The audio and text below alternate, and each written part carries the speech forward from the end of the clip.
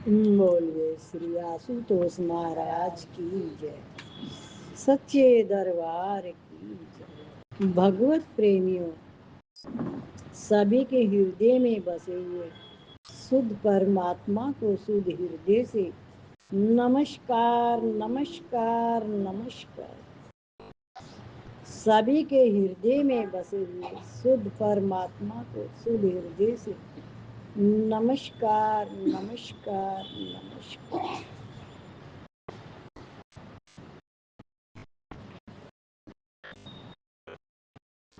धन में जमीन के समान कोई धन नहीं है। जमीन असली धन संपत्ति है। रुपये ज्यादा होने से आप बड़े नहीं होते। कभी भी राज बदलने पर वह मिट सकता है, पर जमीन का मूल्य रहेगा। बलों में जन बल अधिक है, जन बल कम होगा तो जमीन संपत्ति भी कुछ नहीं कर सकेंगे। आप मजबूत तब होंगे जब आपकी संख्या अधिक होगी। संसार में हिंदू संस्कृति का साहित्य सबसे श्रेष्ठ है। संस्कृत साहित्य जितना गहरा है उतना अन्य कोई भी नहीं है। हमारी वर्णमाला जितनी श्रेष्ठ वर्णमाला मंदिर मंदिर क्या भटके किसी की नहीं है। 48 अक्षर किसी भाषा में नहीं है। हिंदू संस्कृत की एक एक चीज विलक्षण है।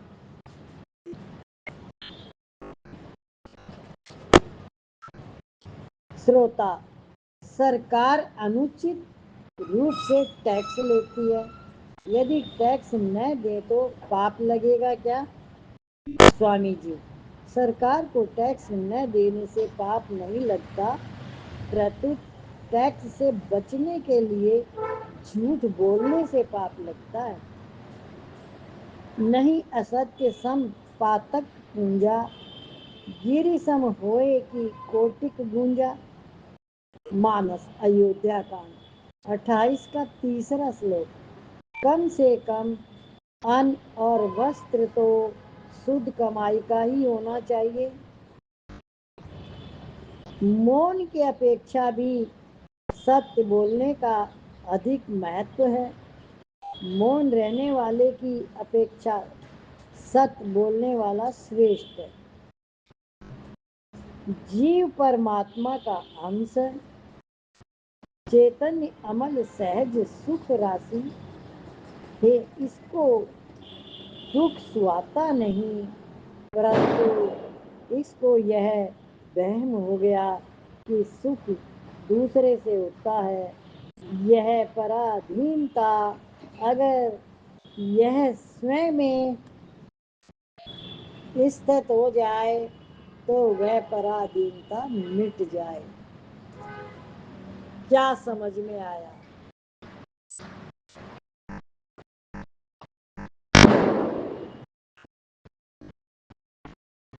सीधे झूठ बोलने से बड़ा पाप बताया इसमें कि झूठ बोलना बहुत बड़ा पाप है। झूठ नहीं बोलना चाहिए। ये नहीं बोला है झूठ बोलना पाप है। उसमें उसने कहा टैक्स अगर हम नहीं देते हैं तो हमें क्या पाप लगेगा? बोला नहीं, तुम टैक्स को अगर बचाओगे, ऐसी अंदर में स्थिति रखोगे तो वो पाप है। वो पाप हमारे अंदर हमें पता लगता है। चोरी करना हो गया, वो सरकार से चोरी कर रहे हो तुम, टैक्स की चोरी। नहीं देने से दोष नहीं लगेगा, पर तुमने क्यों नहीं दिया उसका दोष लगेगा।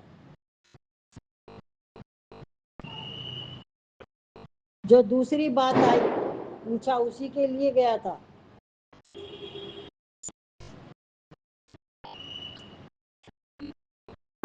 दूसरे के पराधीनता, ये बात पूछी गई थी। एक ऐसा शब्द बोल के उस बात को पीछे कर दिया। पराधीनता का जो आया है वो आप सब समझ पाए हो, रोज सुनते हो। पराधीन और दूसरे से की उम्मीद रखना। पराधीन कभी सुखी नहीं रहता है, जो दूसरे के आश्रय रखता है ना, वो कभी सुखी नहीं रह पाता, हमेशा दुखी रहता है। लेकिन मनुष्य तो हमेशा दूसरे के आश्रित ही रहता है, नहीं तो वो भय में रहेगा। उसको भय क्यों आता है? दूसरे का आसरा लेने के लिए जाता है।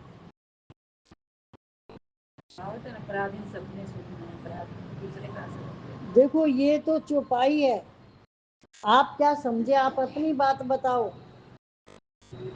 जब तक हम अपना निवारण नहीं करेंगे तो शास्त्रों की बात तो है ही।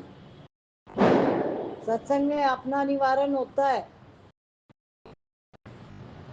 कोई भी एक दूसरे के ऊपर डिपेंड है तो वो ऐसे ही दुखी होगा। पति पत्नी पे है, पत्नी पति पे है, और दो में से तो एक जाएगा ही, ये तो सबको पता है। 100 साल जी ले तब भी। तो पहले से तैयारी करके रखें अपनी, कि मेरे को मेरे कार्य खुद ही संभालने हैं।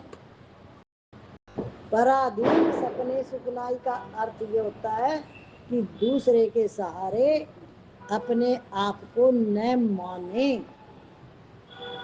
कौन कौन मानता है दूसरे के सहारे? सब बोलेंगे हम तो नहीं मानते। ऐसे ही बोलोगे ना सब, है? नहीं मानती? मानते, सभी मानते हैं, एक नहीं। पर उसका जो समाधान है वो समझने की कोशिश करो, तो उससे आपको कभी कोई लाभ मिलने वाला नहीं है। आप हमेशा कमजोर रहोगे। क्या कमजोर क्यों रहोगे? क्योंकि आपने उस चीज को कभी अपने ऊपर देखा ही नहीं, अपने आप को उसमें समझा ही नहीं। समझो, मैंने एक नौकर रख लिया, ये समझने के लिए है। उसको बोला जा चाय बना ला, वो बना लाया। उसको बोला पानी का गिलास ला, वो लिया आया। बोले भाई खाना बना ले अब, और नीचे से सब्जी लिया, और सब्जी भी लिया है, उसमें खाना भी बना लिया। और मैं क्या कर रही हूँ? बैठी हूँ। अब वो 1-2 महीने के बाद बोलता है मेरे को 2-4 दिन के लिए कहीं जाना है। तो अब मेरी क्या हालत होगी? क्योंकि मेरी आदत क्या हो गई? क्या हो गई? बस में हो गए, इसके आदि वही करेगा तो इसके आदि के आदि हो गए, वो करेगा तभी। तो ये अच्छा है कि गलत है?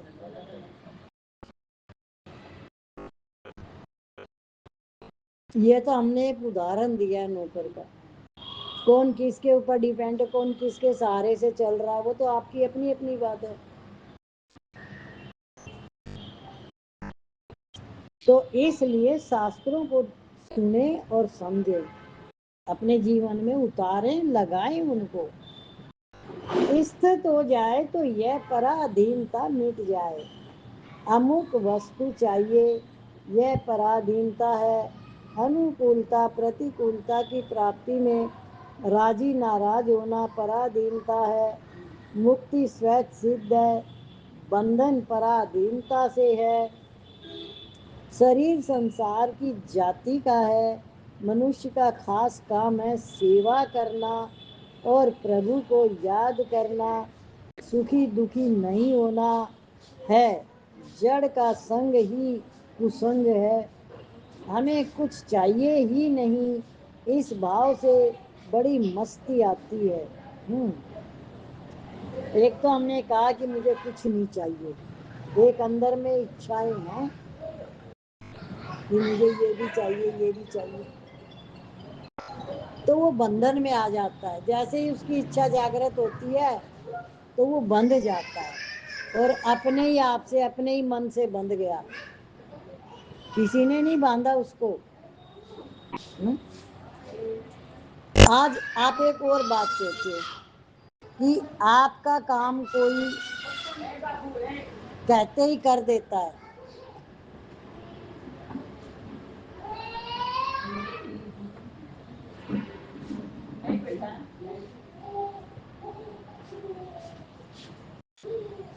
आपका काम कोई कहते ही कर देता है तो क्या होगा? आप उसको बोलते ही जाओगे फिर, क्योंकि ये तो मना ही नहीं करता। और फिर उसने किसी दिन मना कर दिया तो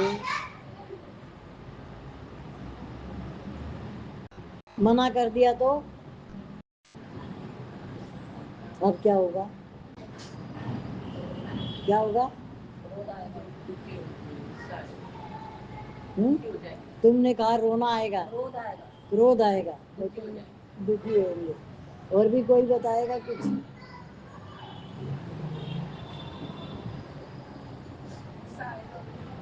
तुमको भी गुस्सा आएगा। और भी कोई बताएगा? आपको क्यों क्रोध आएगा उसने मना किया तो? बोलते ही नहीं है, कभी समझते बोलते तो ना कर दिया। हमने ये बात नहीं पूछी, हमने बोला कि हमेशा ही हम एक जने को काम बोलते रहते, वो करता रहता है। फिर किसी दिन हमने बोला, उसने नहीं किया। पूरी बात सुनी, उसने मना क्यों किया? आप पहले से तैयार क्यों नहीं हो? ये मना भी कर सकता है। सबसे पहले आप इस उदाहरण पे जाओ। आपने अपने पति को या बेटे को, किसी को 2 लाख रुपए दे दिया, आपने जमा कर रखे थे, और अब आपको जरूरत, आपने मांगे, वो आपको कभी भी नहीं देंगे। और उससे ज्यादा हितैषी तो आपका और कोई है ही नहीं है, और वो नहीं देंगे। सबसे हितैषी कौन है आपका? पति और पुत्र। तो आपको इतनी अकल नहीं है कि मैं संभाल नहीं सकती? नहीं संभाल सकते तो फिर स्थिति ये बनने वाली है। क्यों आपने अपने आप को ऐसा बनाया? मोह के कारण।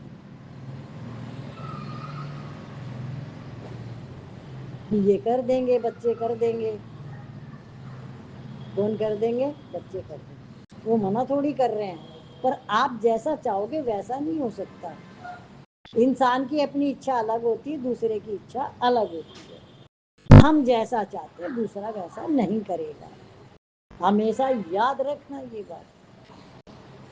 आप अपनी इच्छा से किसी को नहीं चला सकते। आपको कोई चलाए तो आपको भी तकलीफ होगी।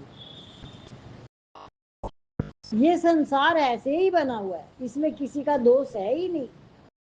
तो जो जागा हुआ है, जिसको समझ आ चुकी, तो किसी से उसकी कोई इच्छा ही नहीं है, किसी से उसको द्वेष नहीं है, किसी के ऊपर क्रोध नहीं है।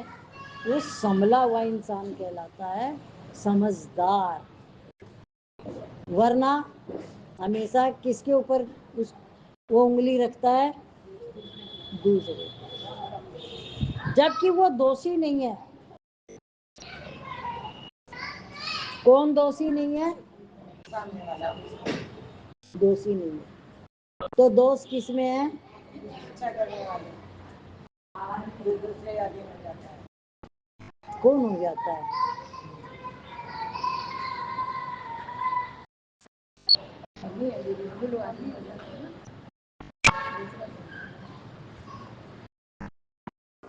अब हमें क्या करना चाहिए? हमारे जीवन का क्या लक्ष्य होना चाहिए?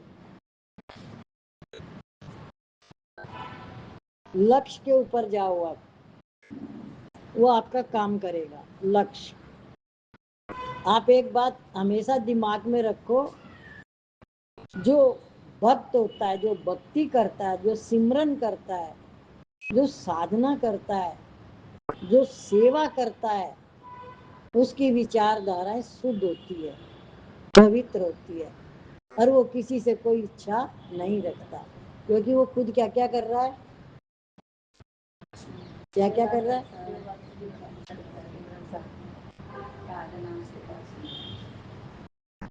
एक होता है कि घर के काम तो मैं सारे करूं, पर भगवान के प्रति तो एक इतना भी टाइम नहीं दूं।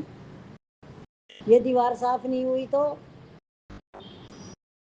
किचन का पत्थर साफ नहीं हुआ तो, कहाँ मन भटक रहा है?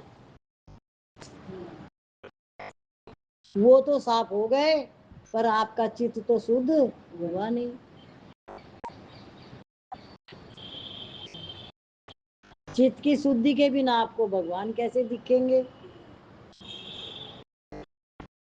तो आपने किसकी सफाई करी और किसकी नहीं करी?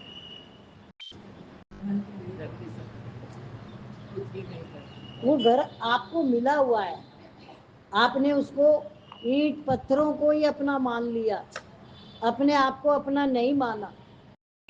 गलती तो यहाँ है।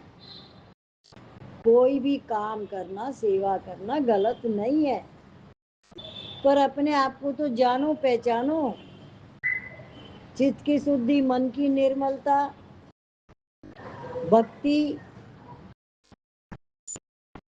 इनके बिना आगे कैसे बढ़ोगे? तो संसार में ही गोल गोल घूमते रहेंगे। अंतमति सोगति।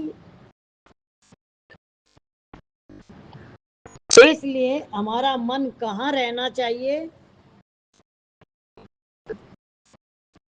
कहाँ रहना चाहिए? गुरु की चरण धूलि में। जो ऐसी स्थिति को अपने जीवन में लगाता है, उसी के मुख से ये बात निकलती है और उसी को उस बात की अंदर में समझ है। बाकी सारे काम सुनते हैं। और उसको क्या कहा गया? सांप के बिल के समान, जिसमें सांप रहता है। आपने सुना, पर आपको तो पता ही नहीं है कि मन को कहाँ लगाना है। किसी को भी नहीं पता। क्यों नहीं पता? सत्संग में सुना, रही छोड़ दिया। क्यों छोड़ा? महत्व नहीं दिया। बोले श्रद्धा और विश्वास। महाराज जी का मैं रोज सुनती हूँ, जब तक श्रद्धा और विश्वास नहीं होगी आगे कैसे बढ़ोगे? श्रद्धा और विश्वास आपके अंदर अटूट होनी चाहिए परमात्मा के प्रति। जब सारी सृष्टि परमात्मा है, सब कुछ परमात्मा है, तो आप कहाँ भ्रम में डोल रहे हो? कहाँ घूम रहे हो?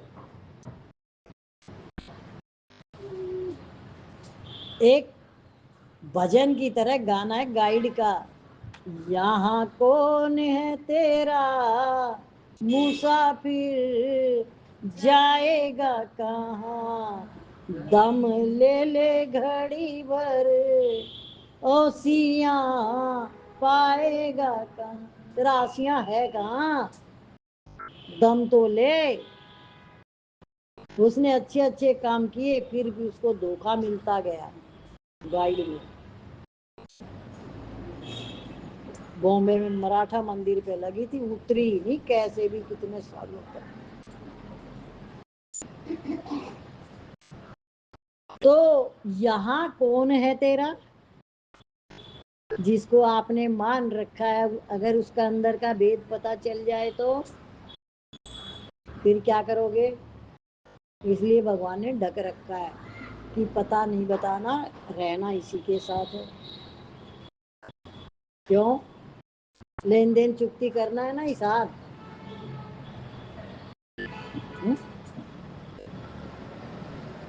तो इसलिए आप अपना खाता क्लियर कर रहे हो सब जगह। उस खाते को करने के लिए आप, जैसे किसी को 2 पैसे फालतू देने पड़े तो दे दो, कम मत दो।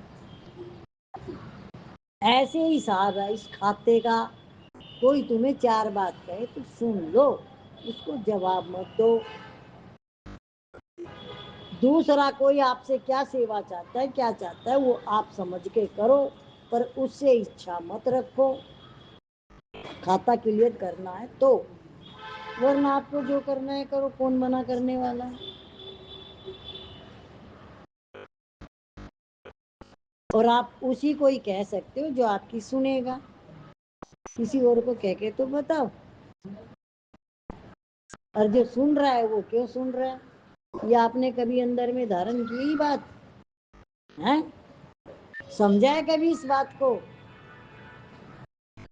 कि जो मैंने बोला तो इसने क्यों सुना? ज्ञानी की अलग स्थिति होती है, घर की अलग स्थिति होती है।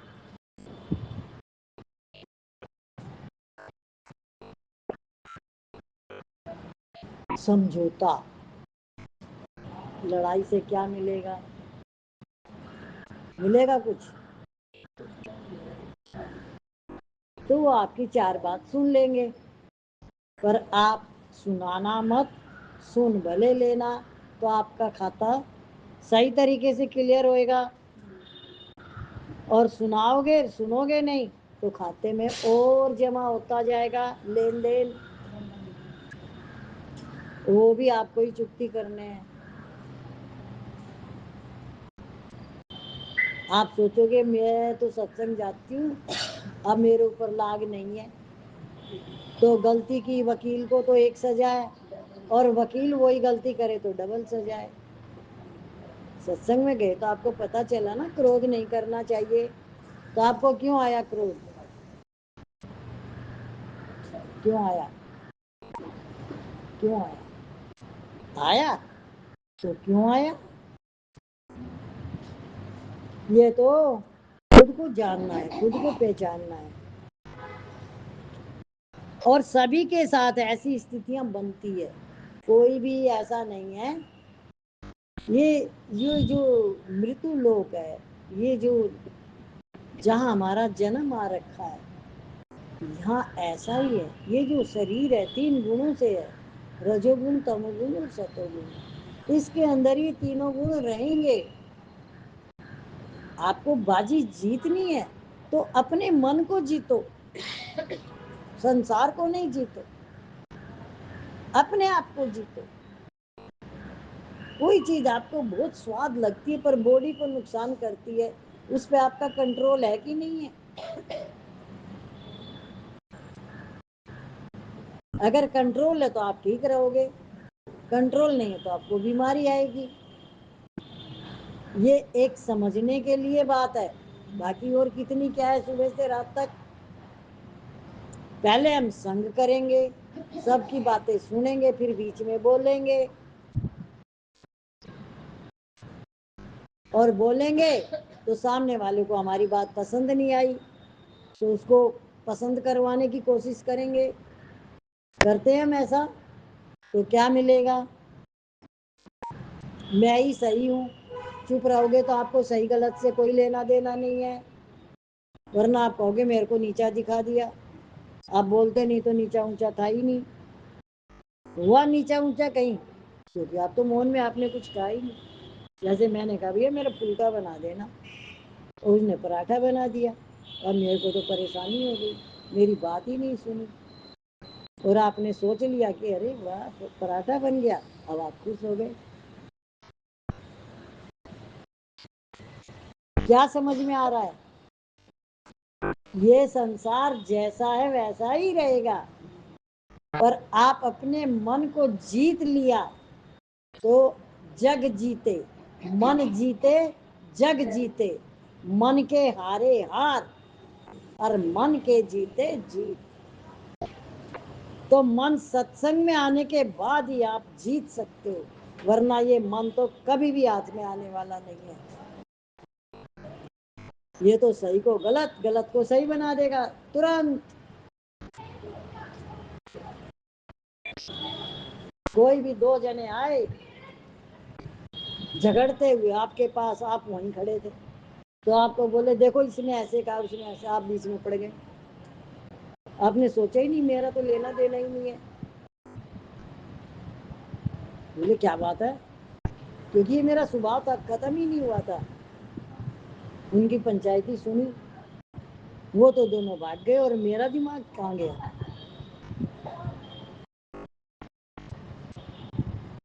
तो ये वो 2 जने कौन है? हुँ?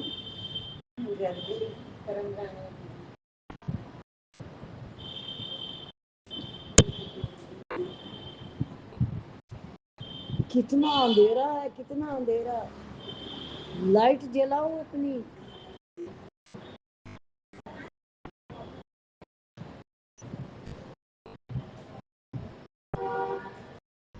ये संसार भगवान का विराट रूप है। भगवान का एकांत में मन ही लगा तो वे प्रेम के लिए अनेक रूपों में प्रकट हो गए। जैसे गेहूं की खेती के आरंभ में भी गेहूं होता है और अंत में भी गेहूं ही रहता है, ऐसे ही संसार के लीन होने पर भी परमात्मा ही रहते हैं।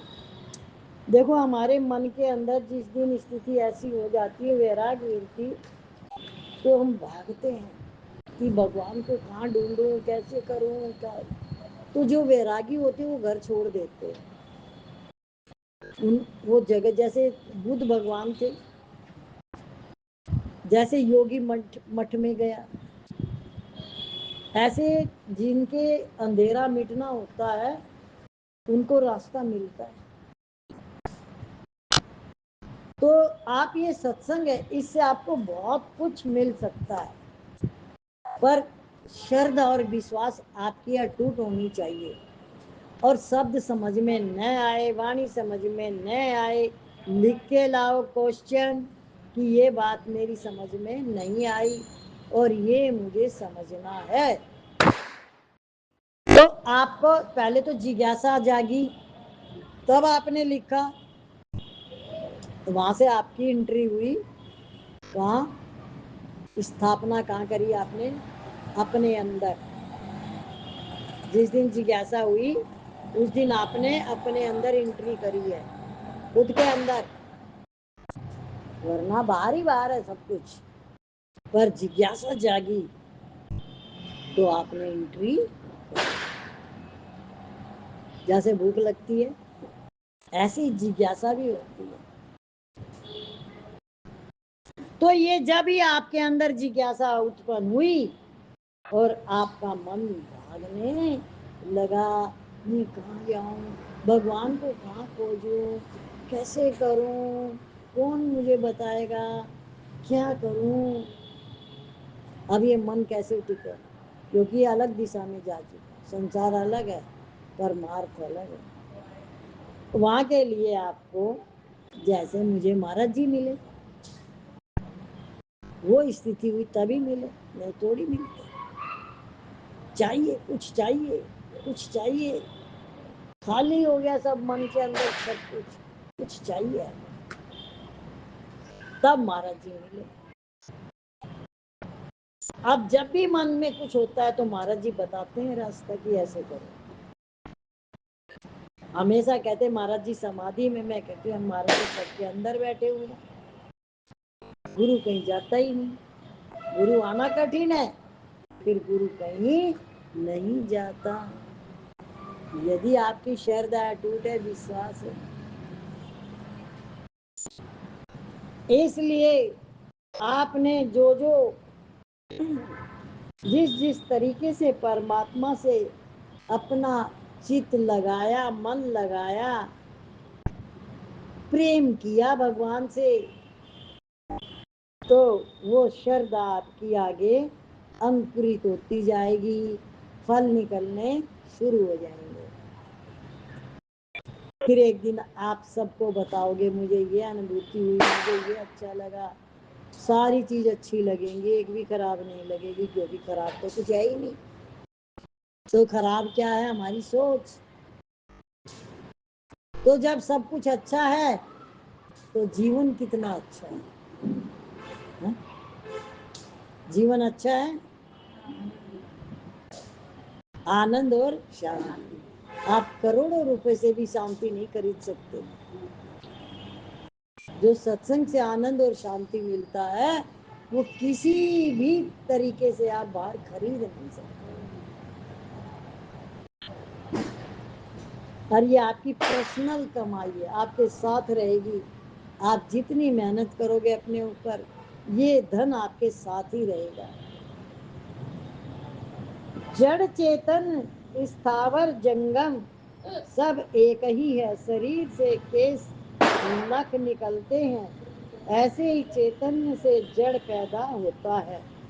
केस और नख में भी प्राण है, यदि प्राण न होते तो फिर बढ़ते कैसे? सोने का विष्णु बना हो अथवा सोने का कुत्ता बना हो, सोने की दृष्टि से देखें तो दोनों का एक ही भाव है। इसी तरह तत्व से एक ही परमात्मा अनेक रूपों में दिखता है। वासुदेव सर्वम गीता के 7वें अध्याय का 19वां श्लोक, सब जग ईश्वर रूप है, भलो बुरो न कोय, जैसी जाति भावना तैसा ही फल हो। आप जैसा भाव रखते हो भगवान वैसे ही आपको दिखाई देते हैं।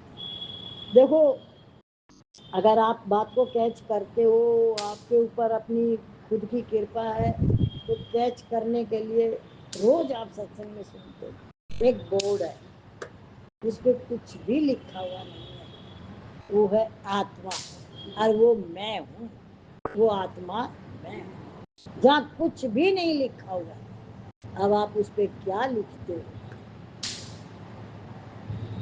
वो आपने लिखा। राम राम लिख रहे हो, या मोह वाले की बातें लिख रहे हो, या इच्छाएं लिख रहे हो, या आपका क्रोध है, आप लिख रहे हो। राम राम भी आपके अंदर है, वो बाकी सारी चीज भी आपके अंदर है, पर बोर्ड पे कुछ नहीं है। और आपने लिख दिया, सब कुछ कर दिया, पर फिर भी बोर्ड तो खाली ही रहेगा, वहाँ कुछ लिखा नहीं जा सकता। क्या वहाँ कुछ लिख नहीं सकते, वहाँ तक आप जा ही नहीं सकते। इसलिए अंधेरे में क्यों घूम रहे हो? क्या यहाँ कौन है तेरा मुसाफिर, जाएगा कहाँ? दम ले ले घड़ी भर, दम ले ले। यहाँ पे आसिया पाएगा कहाँ? कहाँ है तेरा आसिया?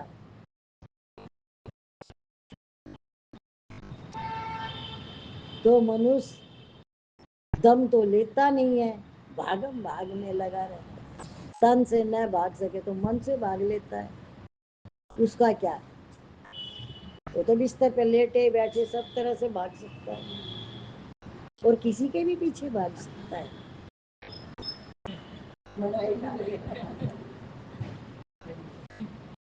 कभी सोचा क्यों भाग रहा है? हुँ? किसी के लिए आपको क्रोध आया तो उसके पीछे भागा, तो उसका कोई दोष है? ये भूमिका तो आपकी है, उसकी थोड़ी है।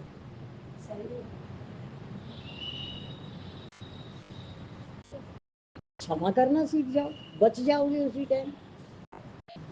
क्रोध की जगह क्षमा कर दो। अरे नहीं भाई, उसकी कोई गलती नहीं, गलती सारी मेरी, मैंने इसको क्षमा किया, गुरु महाराज दया करो। इस भाव से सबको नमस्कार करना चाहिए। संसारी मनुष्य तो जन्म रहा है और मर रहा है, वह न जाने कितनी बार जन्मेगा और मरेगा। मरा तो मुक्त पुरुष है, जो फिर कभी जन्मता मरता ही नहीं, जिसको मुक्ति मिल गई। मुक्ति कैसे मिलेगी? हुँ? किसी एक में भी मन नहीं होगा तब मुक्ति मिलेगी। इच्छा, किसी एक में भी मन नहीं होगा और निरिच्छा। सत्संग में रोज सुनते हो, मैं मुक्त हूँ, आत्मा जन्म से ही मुक्त है, बांधे हुए बंधन मेरे अपने।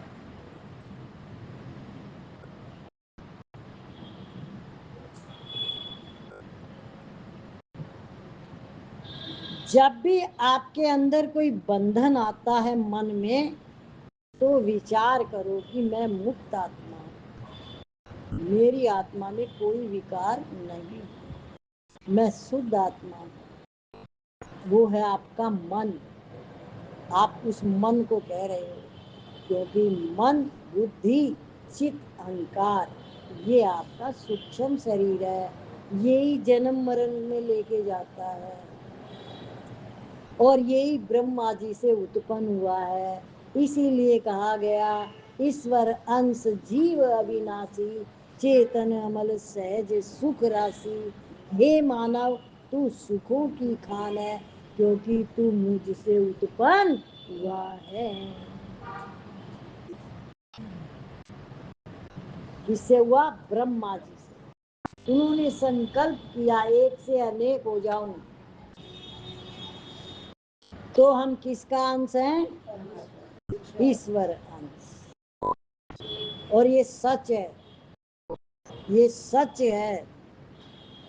ये शरीर माँ बाप से मिला है और जो जीव आत्मा है वो परमात्मा का ही अंश है और उसी का ही रहेगा और वो उसी में ही जाना चाहता है। वो अपने माता पिता से जुड़ना चाहता है और हम संसार में घूमते हैं तो उसको कष्ट मिलता है। जैसे मन कभी रोता है कभी हंसता है। क्यों? क्योंकि असली जगह उसकी कहाँ है? परमात्मा। क्योंकि वो उसी का अंश है। जैसे आप भजन करते हो, राम राम करते हो, ओम ओम करते हो, आपको कितनी ठंडक मिलती है। क्यों? आप अपने माता पिता से जुड़ रहे हो, यानी आप अपने से जुड़ रहे हो। पता चल रहा है कि माता पिता कौन है और मैं स्वयं कौन हूं। तो संसार में ये शरीर रहेगा और इसको तन को सेवा में लगाएं, मन को सेवा में लगाएं, धन को सेवा में लगाएं। वाणी से मीठा बोले, कड़वा कभी ना बोले और हमेशा धीरे बोले, जोर से कभी ना बोले किसी को। अभ्यास करो इस बात का। मीठा बोला हुआ कोई ऐसा वचन भी उसको बुरा नहीं लगता और जोर से बोलने से, कड़वा बोलने से अच्छी बात भी उसको जहर लगती है। क्यों? वो पहले ही डर जाता वाणी से। कैसे बोला, इसके अंदर तो गुस्सा है। ये स्वभाव होता है, इसको चेंज करो। कौन चेंज करेगा? घर जाके याद रहेगा, ये यही याद है, बस अभी अभी बात चल रही है तब याद रहता है। चलो अब हम भजन गाएंगे, सब ताली बजाना। जप ले हरि का नाम रे मन बावरे, जप ले हरि का नाम रे मन बावरे। कुछ समझ न आए ऐसी करनी क्यों करे, कुछ समझ न आए ऐसी करनी क्यों करे, करके फिर पछताए रे मन बावरे, करके फिर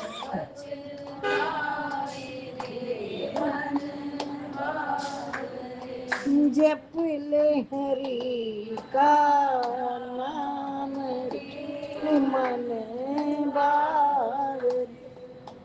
नेक कमाई तेरे साथ चलेगी, नेक कमाई तेरे साथ चलेगी, प्रभु की शरण आ जा, प्रभु की शरण आ जा। मुक्ति मिलेगी छोड़ के सारे काम रे, मुक्ति मिलेगी छोड़ के सारे काम रे मन बावरे। जप ले हरि का नाम रे मन बावरे। ये दुनिया एक झमेला, ये दुनिया है एक झमेला, उड़ जाएगा हंस अकेला, उड़ जाएगा हंस अकेला, रह जाएगा एक नाम रे मन बावरे, रह जाएगा एक नाम रे मन बावरे। जप ले हरि का नाम रे मन बावरे। ये दुनिया है एक सराय, ये दुनिया है एक सराय। आज आए कल वापस जाए, आज आए कल वापस जाए। दो दिन का मेहमान रे रे, जप ले हरि का नाम। कुछ समझ ना पाए ऐसी करनी ना करे, करके फिर पछताए रे मन बावरे। कुछ समझ न पाए ऐसी करनी क्यों करे, करके फिर पछता रे मन बावरे। जप ले हरि का नाम रे मन बावरे, मन बावरे। बोलिए श्री आशुतोष महाराज की जय, सच्चे दरबार की।